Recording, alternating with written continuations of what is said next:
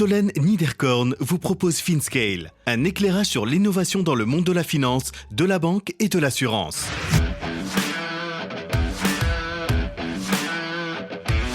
Dans les coulisses du Banking as a Service, Nicolas Benadi, CEO et cofondateur de Swan à Paris.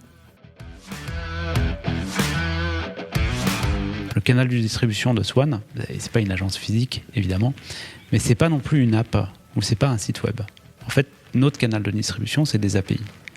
Donc, pour ouvrir un compte chez Swan, on ouvre des comptes par API. Ce spécialiste des paiements et multi-entrepreneur nous raconte la création de Swan avec eFounders et quel est depuis le départ le focus de la start-up. Rendre l'offre la plus simple possible tout en restant focalisé sur la qualité du service client et le soin apporté à l'expérience utilisateur. Nicolas nous livre les secrets de Swan. Nous passons en revue les services, les 150 API, non je plaisante, les interfaces et surtout les principaux cas d'usage de cet établissement de monnaie électronique. En production depuis décembre 2020, Swan permet à ses clients dans divers secteurs de véritablement augmenter leur proposition de valeur en ayant recours à toute une série de services bancaires et de services de paiement. Nous prenons comme cas d'usage Penny Lane et comprenons quelle valeur ajoutée Swan apporte à cet outil de gestion financière. Bien entendu, nous découvrons l'équipe, les investisseurs et les prochaines étapes de Swan. Bonne écoute à tous!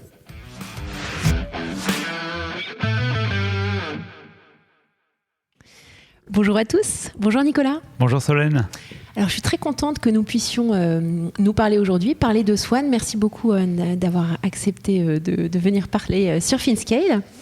Alors avant qu'on commence, est-ce que tu pourrais te présenter aux auditeurs et nous expliquer en fait quel a été ton parcours? Mais moi je sais que tu as un parcours irréprochable qui te mène donc à Swan, mais j'aimerais que tu en parles à nos auditeurs. Ouais, très bien. Tout d'abord, merci de m'avoir invité à parler sur le podcast. Donc, je vais te raconter un peu ma carrière. Moi, j'ai commencé comme développeur. J'ai commencé comme développeur dans une start-up qui était Price Minister il y a très longtemps. En 2000, j'étais le tout premier salarié. J'étais dans la cuisine avec Pierre Kochko-Morizet et Pierre Krings. Et donc, ça a été une super aventure. Donc, à la fois déjà développeur, entrepreneur, même si c'était pas moi le fondateur évidemment de Price Minister.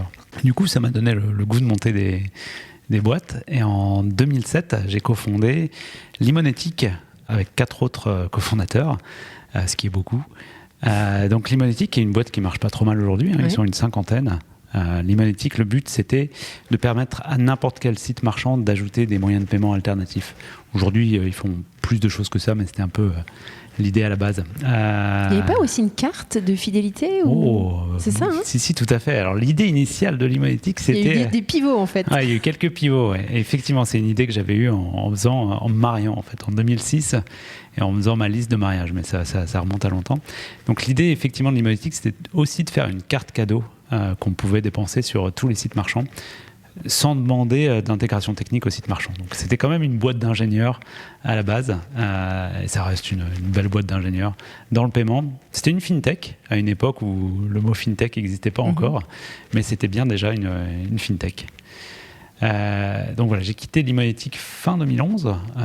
J'ai travaillé quelques années chez Visa, 2 ans et demi chez Visa, et j'ai rencontré un ingénieur là-bas chez Visa.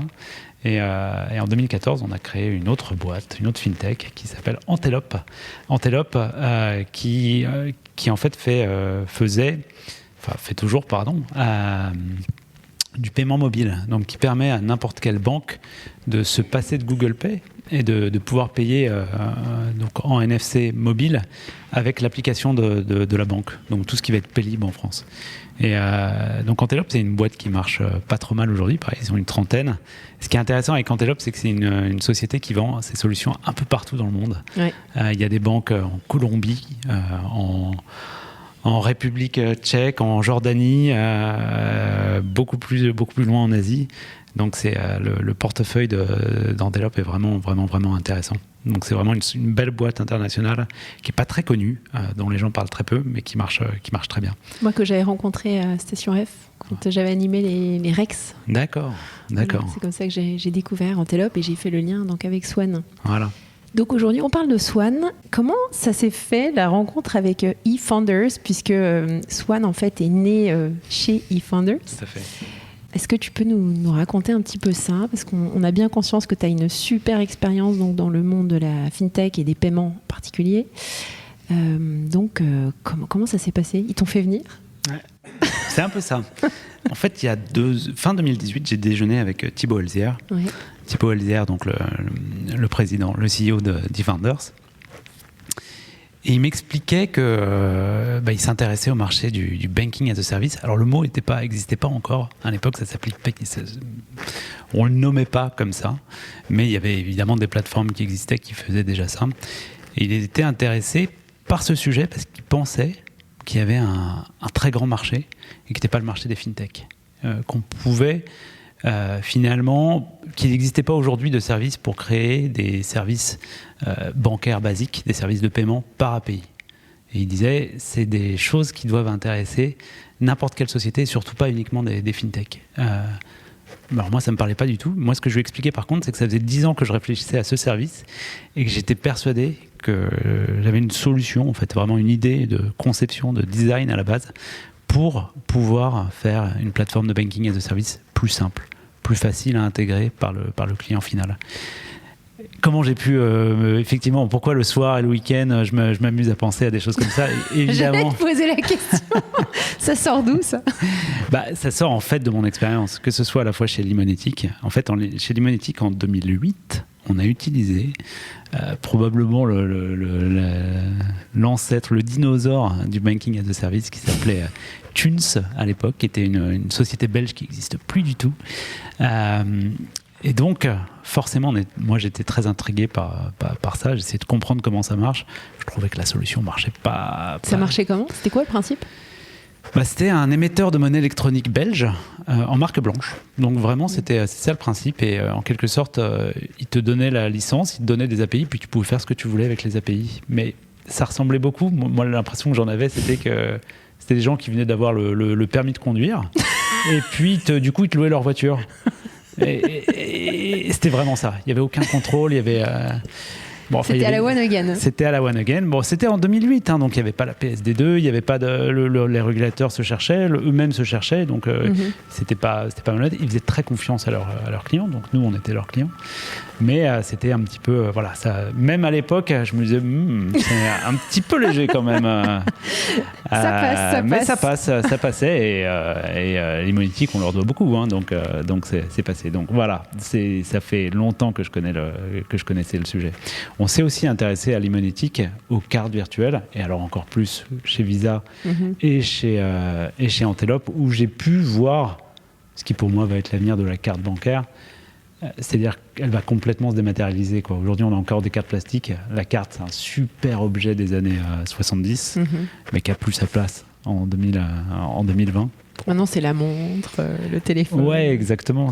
La carte, c'est quelque chose de dématérialisé, quoi. Donc, en fait, Swan, l'idée technique que j'avais pour faire une plateforme de banking as a service plus simple, c'était un mix des idées que j'avais pu avoir à la fois chez Antelope et chez Limonetic. Tout simplement. Parfait. Donc, alignement de planète avec Thibaut Elzière. Exactement. Lui, il hallucinait de la culture que je pouvais avoir sur le secteur et le fait qu'il n'y a pas beaucoup de gens, effectivement, qui réfléchissent aux plateformes de banking as a service depuis 10 ans. La nuit. Donc, il disait, waouh, c'est un peu un hasard, quoi. Ouais. Je réfléchissais à ça depuis très longtemps et j'avais vraiment une idée pour faire ça, simplement. Et moi, j'ai halluciné effectivement, sur la vision du marché qu'il avait, qui n'était pas du tout celle que j'avais. Moi, j'avais plutôt une vision qui était, les plateformes de banking as a service, c'est les plateformes qui vont permettre l'émergence des futures fintech, des futures néobanques, même si on n'a plus le droit de les appeler comme ça. Et donc, voilà, à la fin du déjeuner, on s'est dit, bingo, on part, on fait ça ensemble. Génial. Voilà. Alors, le banking as a service, c'est un sujet que j'ai déjà évoqué sur mon podcast. J'apprécie vraiment, je trouve que c'est hyper intéressant comme concept. Ce que j'aimerais qu'on découvre avec toi, alors il y a deux choses. La première des choses, c'est les erreurs à ne pas commettre quand on monte des services de banking as a service, les écueils en fait, et ce qui du coup vous différencie d'autres plateformes de banking as a service.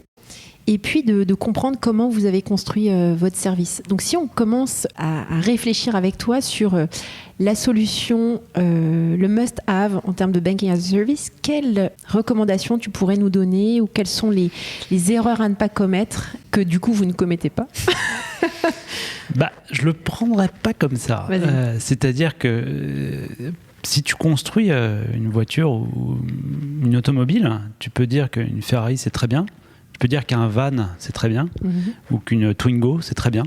Mais tu peux pas les comparer, quoi. C'est-à-dire que les trois vont finalement répondre à des besoins clients qui sont radicalement différents. Et finalement, les plateformes qui sont déjà existantes, donc je ne vais pas les citer, il y en a beaucoup de plateformes qui existaient avant qu'on sorte. Elles fonctionnent d'une certaine manière, elles répondent à un certain besoin, elles ont vraiment permis l'émergence des fintech et des néobanques, je vais les appeler comme ça, je suis désolé. En Europe, s'il n'y avait pas eu Wirecard, il n'y aurait pas eu, je pense qu'il n'y aurait pas eu N26. S'il n'y avait pas eu Trésor, il n'y aurait pas eu Conto. Hein. Il faut quand même être conscient de tout ça. Donc c'est vraiment ces gens-là qui ont permis l'émergence de tous ces acteurs-là. Et nous, on ne cible pas les mêmes clients. On n'a pas vocation à devenir le moteur ou l'OS des futurs fintech et des futurs néobanques. On n'essaie pas de résoudre le même problème. C'est pour ça que je dis, on ne peut pas comparer une Ferrari avec un van, quoi. Parfait. Alors, donc, quand on se décide à monter une nouvelle plateforme de banking as a service, par quoi on commence? Si on prend par exemple une demande d'ouverture de compte, permettre à des clients, des fintech, de placer par votre plateforme pour ouvrir des comptes donc on demand, comment est-ce qu'on structure ce type de service? Comment ça s'organise? Avec des mots simples. Ouais, avec des mots simples. Bien sûr. Écoute, je peux t'expliquer comment nous on a pris les choses en fait. Nous, la façon dont on voit Swan, on imagine qu'on est en quelque sorte une néobanque. Encore une fois, on n'a pas le droit d'utiliser ce terme en marque blanche. Donc, la structure de notre système d'information ressemble énormément à celui d'acteurs comme un Revolut, un Conto, voire même un Memo, même si Memo va beaucoup plus loin dans les services qu'ils peuvent proposer. Donc nous-mêmes, on a tout le système d'information pour tenir les comptes pour nos clients. Donc on est en quelque sorte vraiment, on est un établissement financier, on tient les comptes de nos clients, on est connecté en direct à Mastercard, on est connecté au réseau SEPA, on a nos propres BIC, on émet nos propres IBAN, on a notre propre agrément, ça c'est important, notre propre agrément d'établissement de monnaie électronique. La seule différence qu'on a, c'est le canal de distribution. Le canal de distribution de Swan, c'est pas une agence physique évidemment, mais c'est pas non plus une app ou c'est pas un site web. En fait, notre canal de distribution, c'est des API. Donc, pour ouvrir un compte chez Swan, on ouvre des comptes par API. Alors, pas complètement, on a aussi un bout d'interface qu'on garde avec le client final, mais l'idée, elle est là. C'est de permettre à des gens qui, eux, n'ont pas d'agrément et qui n'ont pas vocation à avoir de compétences dans les services de paiement ou dans les services bancaires, à pouvoir finalement distribuer ces services-là de manière très simple. Alors comment tu fais, désolé, je vais un petit peu rentrer un cran en dessous dans le cœur du réacteur, on va dire. Vous avez donc votre agrément à CPR, vous devez rendre des comptes à la CPR sur un certain nombre de sujets, et notamment la lutte anti-blanchiment par exemple. Comment est-ce que vous arrivez à standardiser ce service, sachant que chaque entité qui va vous utiliser aura elle-même sa politique propre? Comment est-ce que vous arrivez à joindre les deux vis-à-vis du régulateur? Ouais, c'est très clair. Justement, non, les gens avec qui on va travailler, donc on va prendre... déjà, je vais peut-être rappeler ce que c'est qu'une plateforme de banking as a service, parce que c'est pas forcément évident. C'est vraiment, nous, Swan, on permet à n'importe quelle entreprise, n'importe quelle société qui fait en général du logiciel, de créer pour le compte de ses propres clients des comptes de paiement avec des IBAN et puis avec des cartes Mastercard avec leur propre logo. Donc ça, c'est ce qu'on permet de faire. C'est du B2B 2X. Le X, ça peut être à la fin un B ou un C. Donc nous, on est le premier B, Swan. On va parler à notre client partenaires. Je vais l'appeler client partenaire, c'est important qu'on garde ce vocabulaire. Donc par exemple, un de nos premiers clients, c'est Penny Lane. C'est notre premier client partenaire. C'est une société qui fait de la comptabilité, on va y venir après. Et Penny Lane lui-même va pouvoir donc fournir à ses propres clients, donc n'importe quelle société qui veut faire sa compta par Penny Lane, des services de paiement basiques, avec donc une ouverture de compte, avec un IBAN et avec plusieurs cartes si besoin. Donc ça, c'est ce qu'on permet. Penny Lane, on ne leur demande pas de mettre en place une politique de lutte anti-blanchiment. Ils ne savent même pas ce que ça veut dire, en fait, pour être très clair. Ils ont une petite culture, ils savent à peu près de quoi ça parle, mais ils ne veulent surtout pas rentrer là-dedans. Donc nous, tout ça, on le fait en direct avec le client final de Penny Lane. Et c'est ce qui nous rend très différents de justement d'autres plateformes qui nous ressemblent, c'est que nous, on va toujours garder un lien direct avec le client final.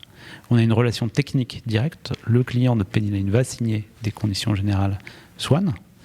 Et puis, par exemple, tout ce qui va être KYC, donc quand on ouvre un compte, on va demander toutes les pièces d'identité, par exemple, pour des personnes physiques, ou les statuts pour les personnes morales. Ça, par exemple, on va pas le faire par API. On va le faire en direct, avec une interface en marque blanche. Il y aura quand même le logo Penny Lane, mais c'est bien Swan qui va faire cette étape, parce que Penny Lane ne sait pas le faire. Donc, on donne pas le volant à Penny Lane pour ce type d'opération. Pareil, quand un virement va être exécuté, Penny Lane ne peut pas nous envoyer une API, une requête en disant merci de faire un virement sortant vers telle personne. Non, ça, quand Penny Lane peut nous dire j'aimerais initier ce type de virement, mais nous, on va dans ce cas-là se mettre en connexion avec le client final pour que l'authentification forte, qui est pareil, une opération super sensible, risquée, sur laquelle il peut y avoir de la fraude, sur laquelle il y a des traitements de lutte anti-blanchiment à faire, on va le faire en direct. Ça, c'est très intéressant. Vous arrivez à générer quel type d'IBAN ? Alors, on a des IBAN français. Aujourd'hui, on a des IBAN français. On a une petite feature qu'on aime bien, c'est un goodies qu'on a fait pour Swan parce qu'on savait que ça pouvait avoir de la valeur. On est capable de faire des IBAN virtuels. C'est-à-dire qu'un compte de paiement peut avoir son IBAN principal, avec lequel il va faire tous les virements sortants. Par contre, il peut recevoir, il peut avoir 10 000 IBAN virtuels. Et ces IBAN virtuels vont simplifier le rapprochement. Donc je vais donner un exemple. Penny Lane, donc les clients de Penny Lane, imaginons, je sais pas moi, un traiteur. Voilà, un traiteur qui vend à des mariages ou à plein de sociétés qui vendent la nourriture. Il peut avoir 500 clients. Il va émettre 500 factures chaque mois, un gros traiteur. Et nous, on va être capable de créer un IBAN pour chacun des clients finaux. Et le rapprochement, il va être complètement automatique grâce à ça. Fantastique. Donc, aujourd'hui, on fait des IBAN français et on travaille dès aujourd'hui pour faire des IBAN dans d'autres pays, notamment en Allemagne. Parfait, merci. Donc, tu parlais de Penny Lane. D'ailleurs, Penny Lane est passé sur mon podcast. On salue bien Arthur Waller. Quel type de clients passent par vous et comment ils ont entendu parler de vous ? Alors, le bouche à oreille, je pense, marche bien, mais tu peux nous donner un peu de transparence sur les clients ? Je vais être très transparent. C'est une des surprises, une des super surprises de Swan. Comme je te dis, j'ai déjà créé des sociétés avant, des boîtes avant. Et les clients, on allait les chercher vraiment à la pioche, quoi. Il fallait réussir à les convaincre. Quand je pense à Antelope, notre premier client, on a mis 1 an et demi avant de le trouver, de réussir à le convaincre. Enfin, c'était. Faut être motivé là. Ouais, je sais même pas comment on a fait pour tenir. Et puis après, quand on en a eu un, il y en a d'autres évidemment qui sont venus, mais des cycles de vente de 1 an, 2 ans, donc vraiment très long. Là, avant même qu'on lance le service, on a lancé le service. On avait déjà été contacté par une cinquantaine de sociétés. Et quand on a lancé le service officiellement, donc on est en prod depuis décembre 2020. Mais on a lancé le service, on a annoncé le lancement en septembre 2020. Et depuis, on a reçu pas loin de 800 demandes. C'est dingue. Ça dépasse. Vraiment, c'est vraiment très surprenant. Mais c'est top. Donc, alors, ta question, c'est qui c'est ces clients-là, et puis comment ils ont entendu parler de nous. Comment ils ont entendu parler de nous, d'abord. Alors, je pense qu'en France, on s'est un petit peu fait connaître. Il y a pas mal, c'est un petit écosystème quand même, les fintech, et du coup, et puis pareil avec eFounders, ça a une certaine réputation, donc il y a eu beaucoup de bouche à oreille. Et sinon, on se rend compte aussi qu'il y a beaucoup de gens qui cherchent ce type de solution. Voilà. Donc le trafic internet, tout simplement, nous ramène des gens. Oui, et c'est pas toujours très clair, pour être honnête. Il y a tellement de typologies d'acteurs qui ont des licences, qui n'ont pas de licence, certains qui font du paiement, d'autres qui font du bancaire. C'est assez complexe, je trouve, d'avoir une proposition de valeur claire. La vôtre, en tout cas, elle est très claire. Mais c'est vrai que c'est très compliqué. Moi-même, pour avoir été... quand on a commencé à Limonetic, je me souviens, on ne connaissait rien au paiement. Quand on arrive là-dedans, on comprend rien encore. Il y a des offres vraiment de partout. On a l'impression... Pourtant, c'est pas très compliqué de payer. C'est pas très compliqué d'ouvrir un compte en banque, d'obtenir une carte bancaire. C'est une opération qui paraît assez simple. Il se trouve que il y a tellement d'héritage, de legacy. Il y a tellement d'acteurs, du coup, nous, rien que pour émettre des cartes, on a 4, 5, 6 fournisseurs. Et ces fournisseurs-là, ils sont bien obligés de faire de la communication, ils sont bien obligés de faire de la pub. Et moi, je sais exactement ce qu'ils font. Mais si j'étais pas moi dans le paiement, je comprendrais pas ce qu'ils font. Donc c'est pas toujours évident. Et même nous, je suis persuadé qu'il y a plein de gens qui comprennent absolument pas ce qu'on fait, et je peux pas leur en vouloir, quoi. Nos clients comprennent en tout cas ce qu'on fait, mais quand j'en parle à des copains, parfois ça leur paraît un peu abstrait. Donc, qui vient nous voir ? Oui. Qui vient nous voir ? Alors déjà, il y a des curieux, évidemment. Sur les 800, tout le monde veut pas forcément intégrer des services de paiement. Ensuite, il y a beaucoup de néobanques. Encore une fois, on n'a pas le droit de les appeler comme ça, mais j'ai pas trouvé encore d'autres termes. Il y en a pas. Oui, il y en a pas. C'est pour ça. C'est pour ça qu'on est tous embêtés avec ça.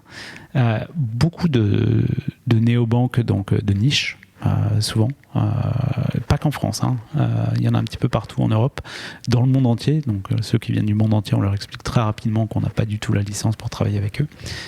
Et les néobanques, on va y venir, c'est pas forcément, on en a déjà parlé, c'est pas forcément les clients pour qui on a la meilleure offre. Et puis ensuite, et c'est là où ça devient intéressant, il y a justement tout un écosystème de gens qui font du logiciel, qui ont déjà beaucoup de clients, et qui se rendent compte que s'ils intègrent à leurs produits existants des services de paiement, ça va les faire un petit peu changer de dimension. Donc, je prends l'exemple. Prends un exemple, ouais, l'exemple, c'est vraiment celui de... Alors, je vais reprendre celui de Penny Lane, mais c'est vraiment... Mais je pourrais en prendre un autre... je vais prendre ensuite un autre exemple. Mais ce use case est vraiment intéressant. C'est un comptable, à la base, Penny Lane. Un comptable, c'est pas ta banque. Mais il se trouve que si le comptable, techniquement, il a la capacité de maîtriser les flux, il a la capacité d'émettre une carte virtuelle parfois, ou justement d'émettre des IBAN virtuels, de valider des paiements, et son outil comptable, il peut aller plus loin que son outil comptable, il peut vraiment devenir l'outil de gestion d'une entreprise. Il peut faire la facturation, il va pouvoir se faire payer les factures, il va pouvoir valider le paiement des factures sortantes, il va pouvoir distribuer des cartes de expense aux clients de l'entreprise. Donc voilà, on a vraiment ce use case-là. Tous les outils de gestion financière pour entreprise, on va dire que beaucoup d'entre eux sont venus nous voir. Donc il y en a énormément. Ça peut être des gens qui font juste de la gestion de dépenses comme Expensia. Ça peut être des outils comptables. Il y en a plein. Il n'y a pas que Penny Lane. Il y en a beaucoup en France. Il y en a beaucoup en Europe. Et ça peut être des outils de trésorerie aussi. Donc tous ces gens-là, quand ils ajoutent un petit service bancaire à leur offre, ça apporte vraiment une grosse valeur ajoutée à leur offre. Ça, c'est vraiment la première verticale. C'est les outils. Donc nous, on travaille plutôt avec des startups, plutôt avec des gens qui ont des développeurs quand même chez eux. Et on a vu 25 use cases différents. Donc le premier, c'est celui des outils de gestion financière. Il y a beaucoup de PropTech qui sont intéressés aussi par ce qu'on fait. Donc les PropTech, c'est toutes les startups qui s'occupent de l'immobilier. On a une agence de gestion locative, par exemple, qui a ouvert un compte chez nous avec plein d'IBAN justement pour automatiser tout le paiement des loyers et tout le paiement locataire. On a vu aussi des syndics 2.0 qui aimeraient devenir la banque de leur copropriété. On a vu des logiciels de RH. En fait, et tellement de use cases qu'on arrive. Enfin, il y en a plein qu'on peut même pas classer, quoi. Vous les aviez pas envisagés, tous ces use cases? On va dire qu'on en avait quand même envisagé quelques-uns, sinon on n'aurait pas lancé la boîte. Mais honnêtement, je pense qu'on en avait envisagé un quart. Ah, waouh! Voilà. Il y a 3/4 de gens qui sont arrivés avec des idées waouh, on n'avait jamais pensé à ça. C'est ça qui est intéressant quand tu mets à disposition une plateforme, une API, c'est que les gens, tu donnes un marteau et un tournevis et puis les gens ils construisent des choses avec, quoi. Donc voilà tout ce que les gens peuvent faire avec notre solution. Il y a aussi du B2C, aussi des gens qui s'en servent, par exemple, qui voudraient s'en servir pour faire des cartes de fidélité, par exemple. Donc énormément de use cases différents. Alors si on vient dans le concret du concret, j'aime bien le concret, comment on travaille avec vous, mais de façon vraiment très pragmatique. Vous avez des API à disposition. Est-ce que tu pourrais nous dire aussi à quel point c'est customisable par les boîtes qui font appel à vous? Ouais. Bien sûr. Donner un aperçu des différents types de services que vous proposez. Oui, bien sûr. Alors, customisable, ça dépend vraiment ce qu'on appelle, ce qu'on met derrière customisable. Nous, on a plein d'API, donc avec ces API, on peut faire plein de choses, évidemment. Là où c'est pas customisable, là, on est plutôt par rapport à d'autres acteurs, justement.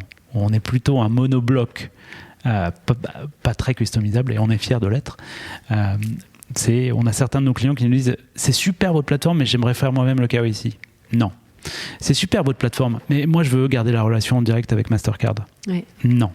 C'est super votre plateforme, mais je voudrais que quand il y a un paiement 3D Secure, on fasse tel type d'expérience utilisateur et puis je voudrais avoir des cartes en bambou. Non. Sérieux ? Ouais, sérieux. Il y a des choses. Alors les cartes en bambou, c'est pas vrai. On peut peut-être le faire, mais tout le reste, on peut pas faire. On peut pas découper, prendre notre produit à la découpe, quoi. Donc, ce qui est plus le cas justement d'autres plateformes, et c'est pour ça que je pense qu'il y a de la place pour plusieurs acteurs sur ce type-là. Donc là-dessus, on n'est pas customisable. Mais une fois qu'on rentre dans le modèle de Swan, si justement on est peut-être pas ce qu'on perd en customisation, on va le gagner en simplicité, mais grandement. Quand je dis grandement, nous on peut devenir client de Swan en quelques minutes. Et vraiment. Comment ça se passe le processus pour devenir client de Swan? Donc on prend rendez-vous avec nous et on préfère prendre 2 heures avec un client, donc c'est pas 5 minutes, c'est plutôt 2 heures, mais au bout de 5 minutes on a déjà quelque chose. Donc on prend rendez-vous avec un client, vraiment un workshop de 2 heures avec, il nous faut un développeur, un responsable produit également, et on va les onboarder sur notre back-office, sur notre dashboard, c'est comme ça qu'on l'appelle.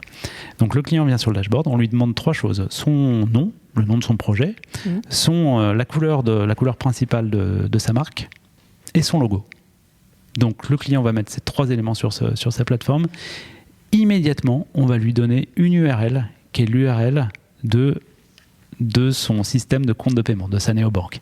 Avec cette URL, notre client partenaire va pouvoir donner cette URL à n'importe lequel de ses clients, et tout de suite, leurs clients vont pouvoir ouvrir des comptes avec leur propre couleur, commander des cartes tout de suite avec le bon logo. Donc les cartes, elles sont soit blanches, soit noires, assez classe. On peut choisir la taille du logo. Le logo doit être noir ou blanc, mais pour que ça marche immédiatement, c'est forcément ces choix-là. Immédiatement, les clients vont pouvoir aussi mettre ces cartes dans Apple Pay ou dans Google Pay. Et ça marche donc en 5 minutes. Vraiment, c'est le côté un petit peu magique de Swan. C'est vraiment de la marque blanche pour le coup. Ouais. En général, parce que l'atelier dure 2 heures et pas 5 minutes, nos clients n'ont pas vocation à se servir uniquement de cette interface. On leur montre ensuite les API. Donc on leur montre comment finalement se débarrasser de cette interface en marque blanche pour l'intégrer complètement au sein de leur propre logiciel, de leur propre outil, de leur propre produit. Et donc ça prend un peu plus de temps. Donc on a aujourd'hui peut-être 150 API. Donc on peut vraiment rentrer dans tous les détails. Et ça, on le fait en général avec les développeurs. On a des API, pareil, qui sont plutôt simples. Moi, je suis un ancien développeur. Mon premier cofondateur, un ancien développeur. Et puis on a notre 3e cofondateur qui est le CTO. Pour le coup, qui est un développeur tout court encore aujourd'hui. Donc c'est très très important pour nous, l'expérience développeur. Et enfin, donc avec le responsable du produit, on a quand même des recommandations et des obligations sur la façon dont il doit présenter l'offre de notre produit, dans la façon dont il doit présenter les conditions générales d'utilisation de Swan sur son site. Voilà. D'accord, parfait. Merci, c'est très clair.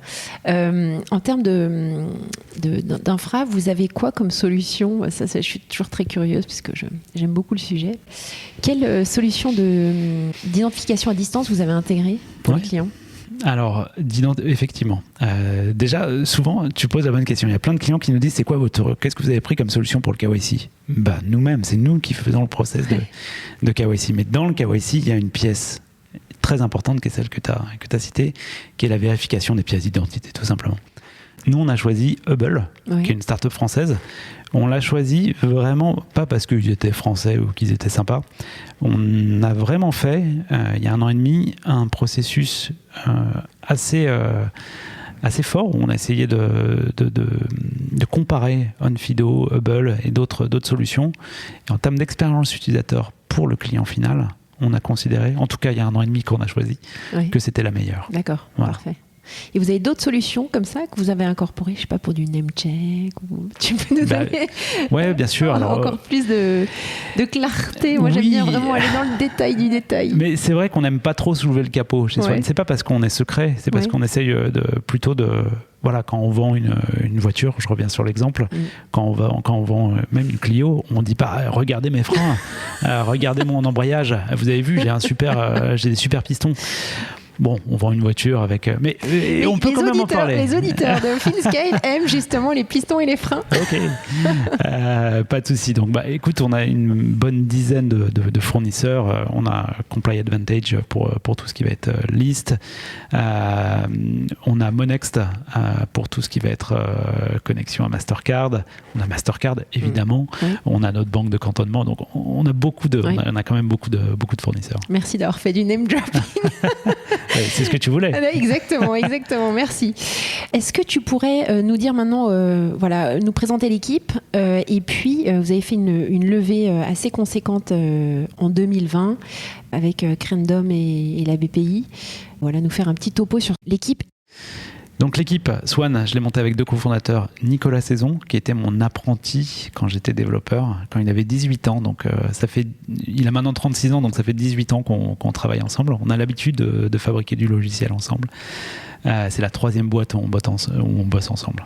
Et donc Mathieu Breton, qui est notre CTO, qu'on a trouvé un petit peu grâce au réseau eFounders. C'est un peu la magie d'eFounders. Comme nous-mêmes, on était 2 anciens développeurs, on était assez exigeants sur le CTO avec qui on travaillerait. On est 28 aujourd'hui, essentiellement des gens du product et du développement, mais pas seulement. On a bien sûr des gens de la compliance qui sont là. Stéphane Dinga, qui est l'ancienne Chief Compliance Officer de Litchi, qui est brillante. Julien Metoudi, qui est l'ancien directeur des opérations de Lemonway. Voilà, on est 28 aujourd'hui dans la société. Et aux investisseurs ? Nos investisseurs, eFounders en quelque sorte, ça, c'est quand même un investisseur. Ouais. On a aussi quelques investisseurs particuliers, des business angels, notamment Pierre Klusko-Morizet, que j'aime bien citer parce que il a toujours investi dans toutes les sociétés que j'ai créées. Donc c'est gage de confiance. Ouais, exactement. Et puis on a BPI. On est très fiers d'avoir BPI au capital. Pour nous, c'était assez important. On les a un petit peu imposés, en quelque sorte. Et Creandum, qui est un fonds suédois qui est assez prestigieux, qui est à l'origine de Spotify, de Klarna, de Izettle. Parfait, merci. Et tu parlais de l'Allemagne. Ouais. Vos velléités de développement à l'international, c'est donc l'Allemagne et... je m'avance, mais... Pas du tout, parce que c'est assez clair là-dessus. Tu montes pas une boîte avec eFounders si t'as pas une ambition mondiale. Alors nous, ça a été compliqué, on leur a dit, européenne. C'est passé quand même. Voilà, c'est passé quand même. On a un agrément, c'est quelque chose qui est vraiment chouette en Europe, cette capacité qu'on a de pouvoir avoir un agrément dans un pays, de le passeporter relativement facilement dans tous les pays, même si tous les pays ont des petites disparités. C'est un peu comme les spécialités culinaires, les paiements dans les pays en Europe. Chacun a ses spécialités, mais quand même, un peu comme la cuisine, tout le monde aime les pâtes. En Europe, on peut payer, quand on parle de Visa, Mastercard ou de SEPA, ça parle quand même à beaucoup de pays en Europe.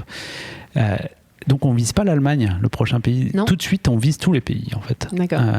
Notre site, il est même pas en français aujourd'hui, hein, il est uniquement en anglais et c'est pour une bonne raison. On cherche à être pan-européen tout de suite. Voilà.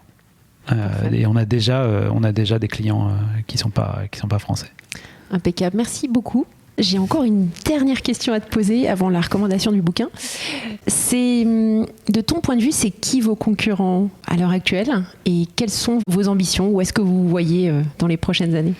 Alors, nos concurrents, tu voudrais peut-être que je te cite toutes les plateformes qui existent déjà, mais on pense encore une fois ce que je te disais, qu'on n'a pas exactement le même produit que ces gens-là. Par contre, il y a un concurrent qui est assez costaud et qui arrive et qui s'appelle Stripe. Et qui lui va avoir une offre qui ressemble pas mal à la nôtre. Donc nous on considère que Stripe ça va être notre principal concurrent. Et c'est important parce que ce qu'on essaye de faire chez Swan, on va essayer de faire un équivalent européen, une grande plateforme de paiement européenne capable de résister justement à ces géants américains des technologies. Les plateformes de banking as a service, c'est vraiment un secteur dans lequel il va falloir investir massivement, il va falloir avoir le meilleur produit. Et donc on a vraiment, nous, cette ambition de devenir une banque, hein, parce que Stripe, c'est ça leur ambition in fine. Donc nous, on a l'ambition de devenir une des grandes banques européennes des prochaines années. Et notre but, c'est que notre canal de distribution, ça soit pas, je l'ai déjà dit, c'est pas des agences, c'est pas une app, ça soit des API. Et on pense que ça va être, et on n'est pas les seuls, que ça va être un des canaux majeurs de distribution dans les années qui viennent. Sky is the limit. Voilà, exactement. Merci. Avant qu'on se quitte, Nicolas, quel bouquin tu voudrais nous recommander? Ouais. Alors, moi, il y a un bouquin que j'ai beaucoup aimé, c'est The Hard Things About Hard Things. Ah, c'est la 4e fois. Ah, zut, j'ai pas écouté tous les podcasts, je suis absolument désolé. Parce qu'il est vraiment super, ce bouquin.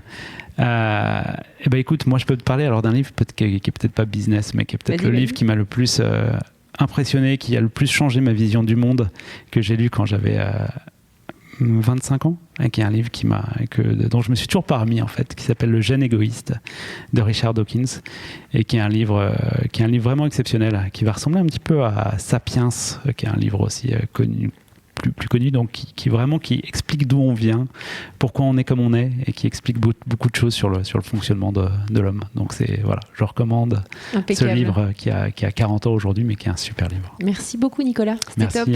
À bientôt. À bientôt. Merci à tous pour votre écoute. Je suis ravie d'avoir partagé ce moment avec vous.